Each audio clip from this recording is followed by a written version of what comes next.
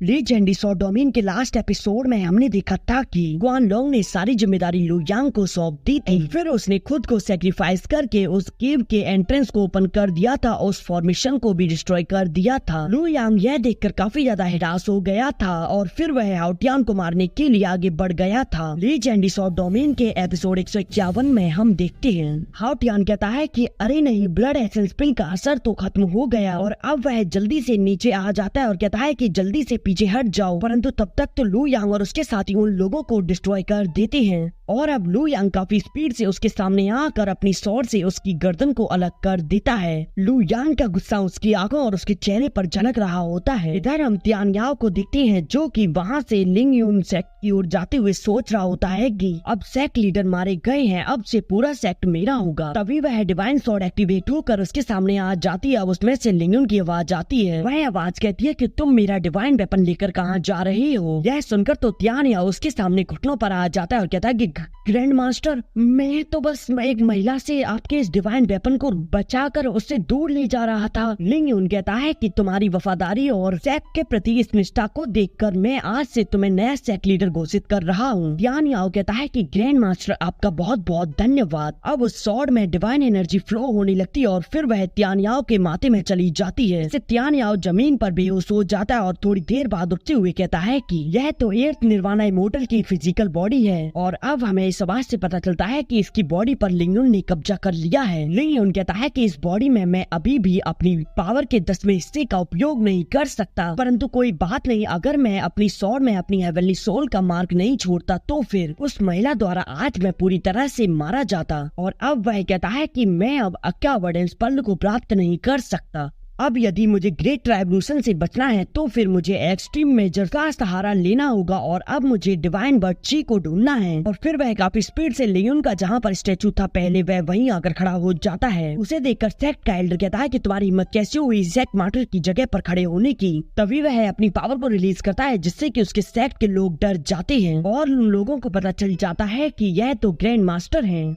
वह लोग अपने ग्रैंड मास्टर को प्रणाम करते हैं। लिंग यून कहता है कि अब हम लॉस्ट ग्राउंड की ओर निकलेंगे तो फिर सभी लोग तैयार हो जाओ और सभी सेक्ट के डिसाइपल को बुला लो। इधर हम लॉस्ट ग्राउंड को देखते हैं जहाँ काफी ज्यादा बिजली कड़क रही होती है। अब वह तीनों लोग भी उस लॉस्ट ग्राउंड के एंट्रेंस पर आ जाते हैं। लुओ गुआंग उन लोगों को बताता है कि यहाँ से लॉस्ट ग्राउंड शुरू होता है। लू यांग कहता है कि यह जगह तो कुछ अजीब लग रही है, पर लुओ गुआंग बताता है कि ऐसा कहा जाता है कि यह जगह इल्यूजन से भरी हुई है। चाहे कोई व्यक्ति कितना भी मजबूत क्यों ना हो, परंतु वह तो इसके इल्यूजन में पड़ जाता है। जो व्यक्ति जितना शक्तिशाली होता है वह उतनी ही शक्तिशाली इल्यूजन में पड़ता है। यह सुनकर लू यांग सोचता है कि तो फिर मिस युन जी जुई भी इसी इल्यूजन से प्रभावित हैं जिससे कि उनकी हेवनली सोल नष्ट हो गई है और वह यही कहीं खो गई हैं। शू यान कहती है कि चाहे यह इल्यूजन कितना भी खतरनाक क्यों ना हो, हमें ची को ढूंढने के लिए इस स्थान से गुजरना ही होगा। लुओ गुआंग कहता है कि सौभाग्य से मैंने लिंगबाओ माउंटेन पर आने से पहले कई सारे मेथड एकत्रित किए थे जिससे कि मैं लॉस्ट ग्राउंड को पार कर सकूं। सैंपल के लिए लू यांग का हाथ पकड़कर बताता है कि हम एक दूसरे का हाथ पकड़कर आगे बढ़े तो फिर हम शायद इल्यूजन में ना पड़ सकते हैं। और अब वह लू यांग से पूछता है कि लू यांग तुम मेरे इस मेथड के बारे में क्या सोचते हो। लू यांग कहता है कि तो फिर हमें अब एक बार ट्राई कर देख लेना चाहिए, इसमें क्या जाता है। और अब वह सुयान की ओर अपना हाथ आगे बढ़ाता है। तभी सुयान कहती है कि यह मत सोचो कि मैं नहीं जानती कि तुम लोग क्या करने की साजिश रच रहे हो, और यह कहकर वह आगे बढ़ जाती है। यह देखकर लू यांग लू गुआंग से अपना हाथ छुड़ाता है और कहता है कि तुम बस मेरे करीब रहना। और लू यांग अब सुयान का पीछा करते हुए एक धुएं से गुजरता है। तभी थोड़ी देर बाद देखता है कि सुयान एक जगह बैठी काफी ज्यादा डरी हुई होती है। वह उसके पास आता है, उससे पूछता है कि सुयान क्या तुम ठीक हो।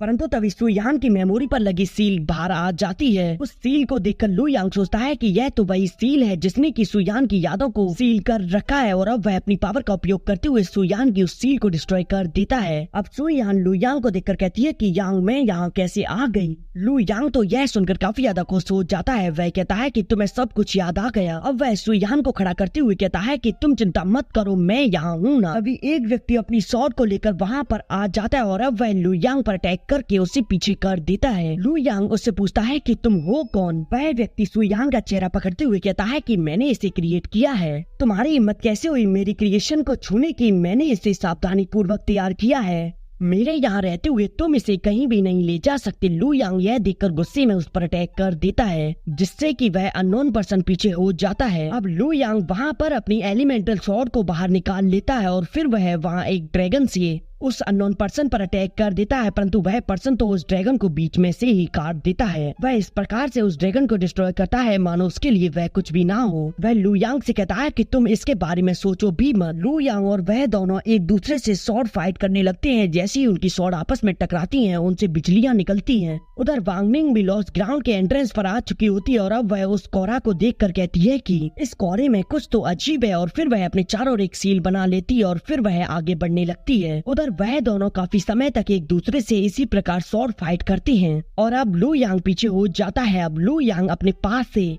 थंडर ड्रैगन को बाहर निकालता है और उससे वह उस पर अटैक कर देता है, परंतु वह अननोन पर्सन तो उसके अटैक से बच जाता है। यह देखकर लू यांग अपनी कंबाइंड स्वॉर्ड को बाहर निकालता है और फिर वह उसकी पावर का उपयोग करते हुए उस अननोन पर्सन पर अटैक कर देता है, जिससे कि थोड़ा सा उसका मांस टूट जाता है। और अब लू यांग उस अननोन पर्सन का थोड़ा सा चेहरा देखकर काफी ज्यादा हैरान हो जाता है। तभी वह अननोन पर्सन लू यांग को एक प्लाम अटैक से पीछे कर देता है। लू यांग उस व्यक्ति से कहता है कि आखिरकार तुम हो कौन। इस पर वह व्यक्ति कहता है कि मैं कौन हूँ, मैं वह व्यक्ति हूँ जिसे तुम सबसे ज्यादा नफरत करती हो। और अब वह अपना मांस हटाता है। हम देखते हैं कि वह लू यांग ही होता है। अब वह रियल लू यांग से कहता है कि तुम उसके लिए सब कुछ हो, फिर भी तुम उसकी भावनाओं की परवाह नहीं किया करते। तुम्हारे पास ओरिजिन डिवाइन माउंटेन पर उसे सब कुछ बताने का मौका था, लेकिन तुमने तो फिर भी उससे सब कुछ छिपा लिया। उसकी यादों में अभी भी तुम हो। वह सिर्फ तुमसे प्यार करती है, ना कि किसी और से। और तो और उसकी मेमोरी के लॉस्ट होने का कारण भी तुम ही हो। अब लू यांग गुस्से में उस पर अटैक कर देता है, परंतु वह तो लू यांग को काफी आसानी से पीछे कर देता है। वह लू यांग से कहता है कि तुम मुझे नहीं हरा सकते, परंतु तुम उसे दूर ले जाना चाहते हो, तो फिर तुम्हारे पास एक रास्ता है, तुम यहीं अपने आप को डिस्ट्रॉय कर दो। यह सुनकर लू यांग कहता है कि तो फिर ठीक है, अब मैं तुम्हारी बाकी की जर्नी को यहीं समाप्त कर देता हूँ। हैरान होते हुए लू यांग को देख रही होती है। इस पर वह पर्सन कहता है कि तुम ये क्या कह रही हो। अब लू यांग सुयान के पास आ जाता है और कहता है कि मुझे माफ कर देना, और फिर वह सुयान के अंदर उस स्वॉर्ड को घुसा देता है, जिसकी वजह से सुयान काफी ज्यादा। इसी के साथ यह एपिसोड यहीं एंड हो जाता है।